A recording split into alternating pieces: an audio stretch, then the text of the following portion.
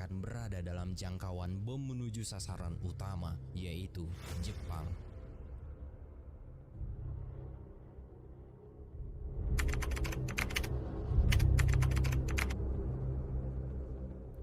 Bulan Juni 1944, di pesisir pantai Saipan, pasukan Amerika mulai memasuki Pulau Saipan.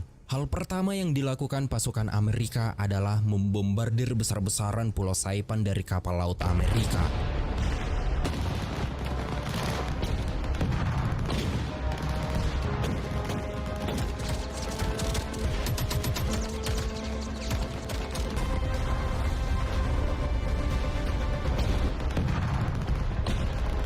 Setelah melakukan bombardir di tepi pantai, pasukan Amerika mulai melakukan gerakan maju ke dalam Pulau Saipan. Mereka akan menyapu setiap sudut pulau, secara sistematis membersihkan wilayah dari pertahanan Jepang. Taktik ini melibatkan penggunaan infanteri yang terlatih dengan baik, serta dukungan artileri yang sudah siap melakukan penyerangan brutal.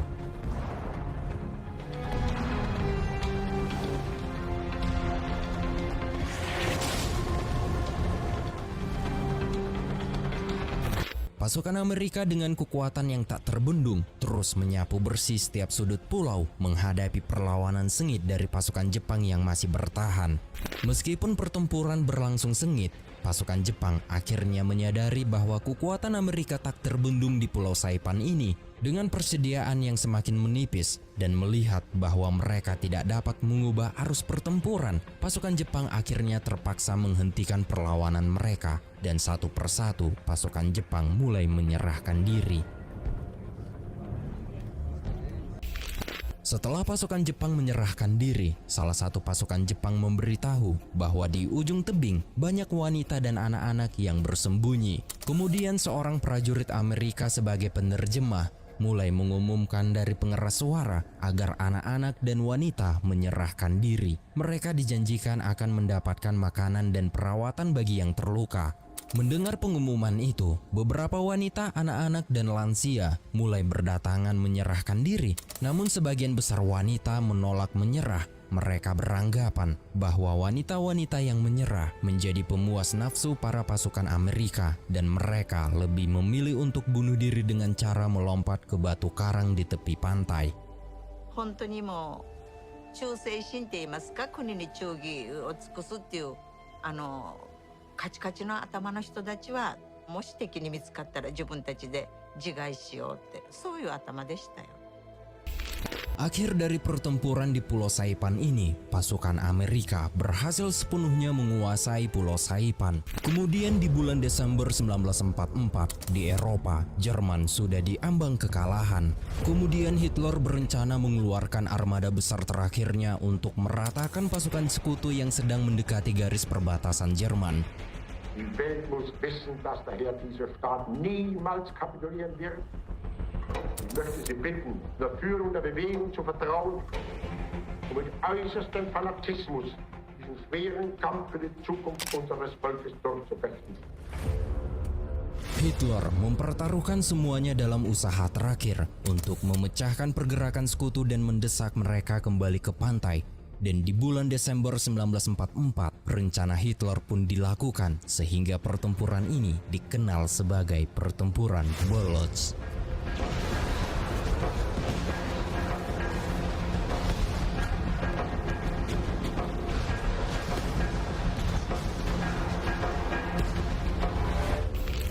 Strategi yang terencana dengan baik, pasukan Jerman berhasil menembus garis pertahanan sekutu.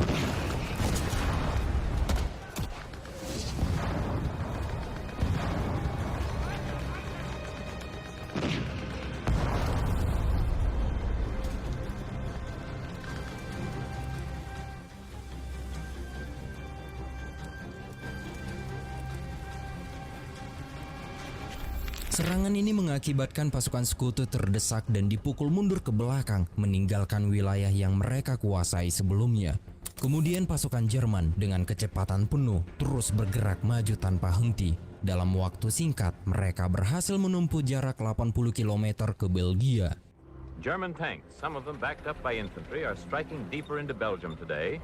The German offensive still is mounting and has not yet reached its climax. This morning, the German attack continues in undiminished strength. The situation is still grave. Mengetahui pasukan Nazi Jerman semakin mendekati Belgia, Amerika Serikat langsung mengerahkan pasukannya untuk menghadang pasukan Jerman. Di antara pasukan Amerika, mereka membagi beberapa kelompok. Pasukan Amerika yang berkulit hitam dikelompokkan di bagian satuan tank, dan pasukan kulit putih diberi tugas sebagai pasukan pengubom melalui udara. Setelah pembagian kelompok, pasukan sekutu mulai menjalankan misinya. Di tengah cuaca yang buruk, membuat pergerakan pasukan sekutu terhambat. Tank-tank yang mereka gunakan tergelincir di perdesaan. Setelah pasukan sekutu berhasil keluar dari perdesaan, mereka mulai melewati area terbuka. Sementara itu, pasukan Nazi yang berada di tengah hutan terus bergerak maju. Dan pada akhirnya mereka sampai di area terbuka, di mana pada saat itu pasukan sekutu berada di area tersebut, sehingga pertempuran pun terjadi.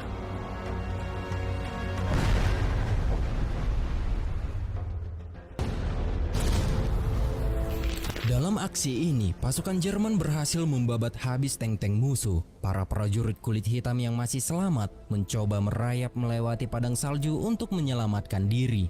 Namun pasukan Jerman berusaha mengepung mereka dari berbagai arah.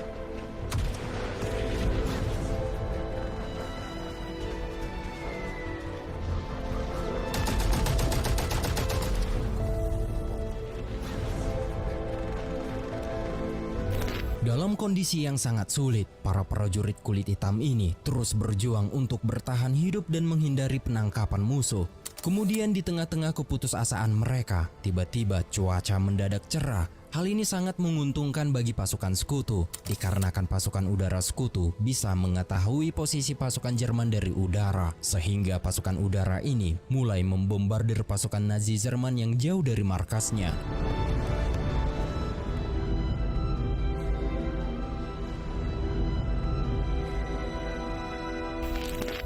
Hasil dari peristiwa ini, pasukan Nazi mulai terpukul mentalnya dan menyatakan menyerah terhadap pasukan sekutu. Hal ini menandai dari keruntuhan pasukan Jerman di akhir tahun 1944. And the huge roundup of beaten Nazis left behind continues. The prisoner count for Friday alone was almost 20,000. Sementara itu, di front line, pasukan Amerika bergerak masuk dari utara, barat, dan selatan untuk memasuki jantung Nazi Jerman. Our enemies still fight fanatically, but they themselves know that they and their evil works are doomed. American troops are moving in from north, west, and south.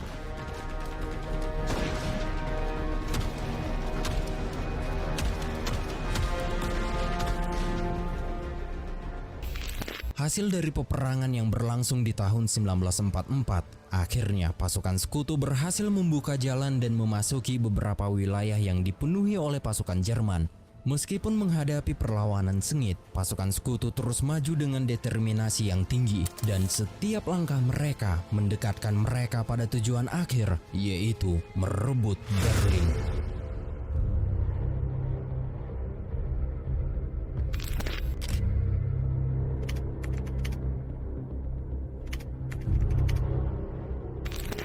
Tahun 1945, setelah hampir 6 tahun konflik global, perang telah memasuki negara Jerman. Di kota kecil di timur laut Jerman, para warga merasa tenang dikarenakan mereka terhindar dari perang yang sedang berlangsung. Ditambah lagi Joseph Goebbels berbicara melalui pengeras suara. Goebbels mengatakan bahwa negara mereka masih kokoh dan kuat menahan serangan dari musuh.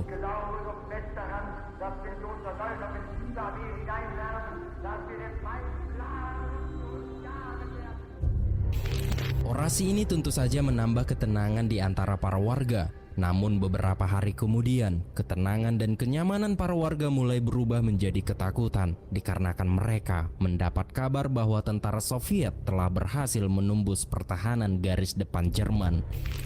Di siang harinya, para warga mendengar deru rombongan tank. Awalnya, para warga merasa sedikit lega karena mereka menganggap mereka mendapat perlindungan dari para prajurit Jerman. Namun ternyata, tank-tank itu bukanlah tank Jerman, melainkan tank Uni Soviet yang akan membumi hanguskan kota tersebut. Here's the latest news on the war in Europe. Another day of spectacular gains for the Red Army. Marshal Zhukov is pouring thousands of tanks, guns, and men inside Germany. Melihat puluhan pasukan Soviet berdatangan, para warga mulai kehilangan segala makna sebagai manusia dan hanya tersisa satu hal, yaitu hasrat untuk bertahan hidup. Sebagian para warga berusaha kabur dengan menaiki truk tentara, sedangkan yang tidak sempat naik ke truk berusaha kabur dengan cara mereka sendiri. Kebanyakan pasukan Soviet yang punya rasa dendam mulai menjadikan perang ini menjadi urusan pribadi. Salah satunya komandan peleton bernama Leonid Rosenberg. Dalam wawancaranya, ia menjelaskan tentang isi perasaannya pada saat itu. Ненависти. Жгучее это чувство ненависти. Мама, мой брат, сестренка была застрелена немцами.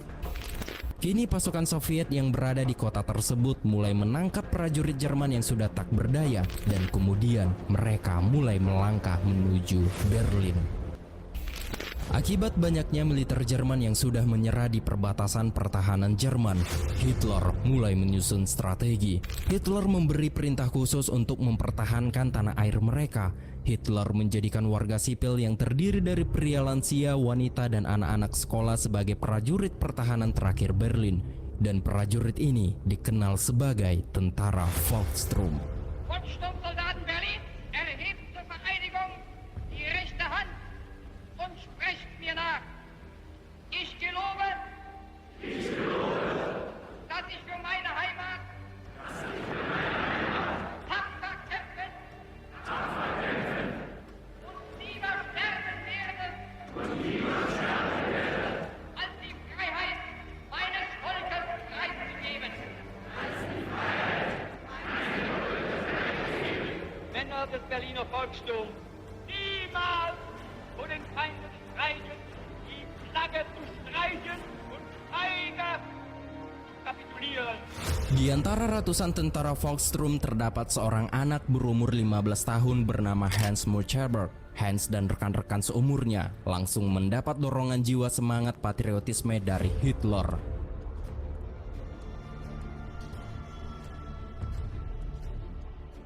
Langkah awal yang dilakukan tentara Volkssturm adalah membuat barikade dan benteng-benteng pertahanan di Berlin.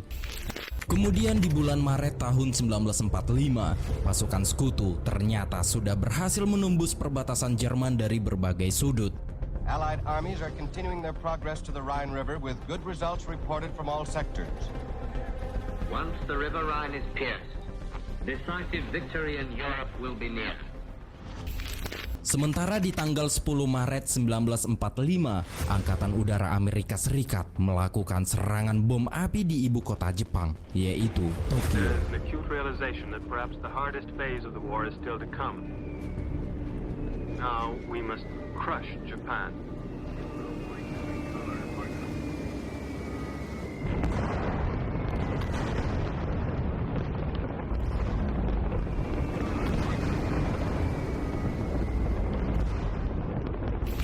Serangan udara ini dikenal dengan serangan udara Tokyo Raya di Jepang. Bom yang dijatuhkan dari 279 pesawat pengebom berat jenis Boeing B-29 Super Fortress membakar sebagian besar wilayah timur Tokyo. Lebih dari 90.000 orang Jepang tewas. Kebanyakan diantaranya adalah warga sipil dan sejuta orang kehilangan rumah. Sehingga pengeboman ini menjadi serangan udara paling merusak dalam sejarah manusia selama perang berlangsung. Sementara itu, para petinggi sekutu mengadakan rapat. Dalam pertemuan ini, Amerika Serikat meminta Stalin untuk melakukan penyerangan merebut Berlin.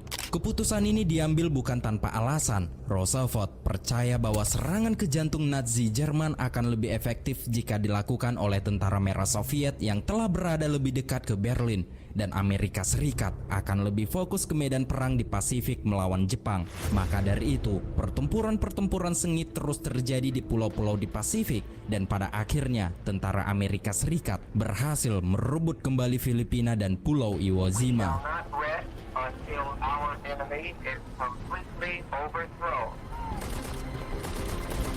Japan itself is our final goal.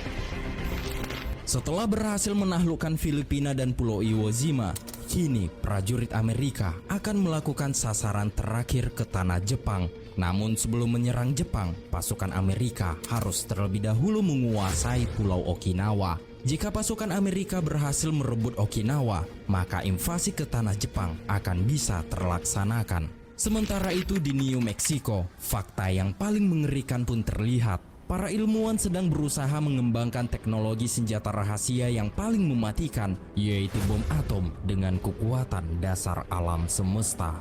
It is an atomic bomb. It is a harnessing of the basic power of the universe. Menyadari bahwa pasukan Amerika sedang menuju ke Pulau Okinawa, para komandan Jepang mulai memakai taktik nekat untuk menghentikan armada Amerika. Pihak Jepang mulai merekrut ratusan relawan untuk dijadikan pilot, dan para pilot ini diberi nama satuan pilot kamikaze, yaitu serangan udara bunuh diri. Dari ratusan relawan pilot kamikaze, terdapat anak muda bernama Kanji Suzuki. Dalam wawancaranya, ia menjelaskan situasi saat dia menjadi prajurit pilot kamikaze. やはり後期2614年万世一系の天皇をいただいて他国からの侵略もなかったと我々には武士道というものがあって私が第八銀河特別攻撃隊何百という人たちがその攻撃隊に殺到するわけです。ことは正義の戦いとしてみんながやったわけですから聖戦であるという非常な勇壮なリズムに駆られて俺は英雄だとばかりにこう行動する翌日になると不安恐怖に駆られることがあるんです。天皇陛下万歳とか物の本には書いてあるけど誰もそんなことは若い人間にはリズムに乗って俺がやらなきゃなっていう気持ちにはなりますな。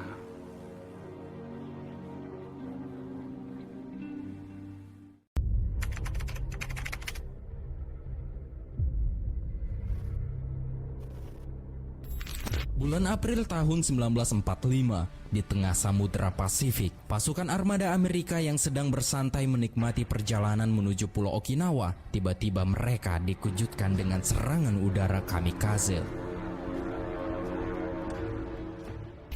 Suara tembakan artileri mulai menggema menembus langit. Ledakan demi ledakan menghantam udara, mencoba menumbangkan pesawat-pesawat kamikaze.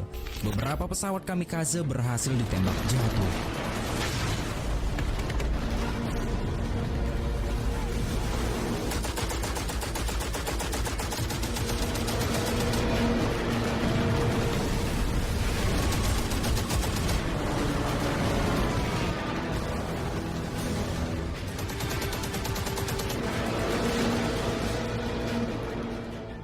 Namun pesawat kamikaze yang berhasil lolos dari hujan peluru mulai mendekat ke armada Amerika dengan kecepatan tinggi dan langsung menungkik menghantam kapal laut Amerika.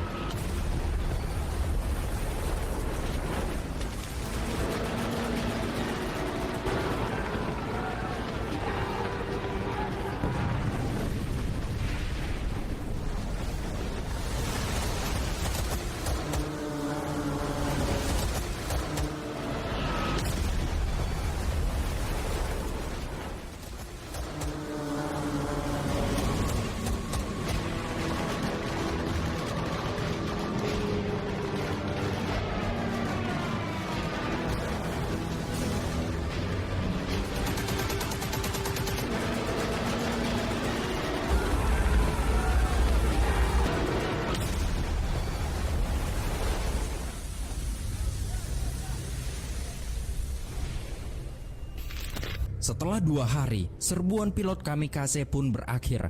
Hasil dari serangan kamikaze menggelamkan 6 kapal dan merusak 18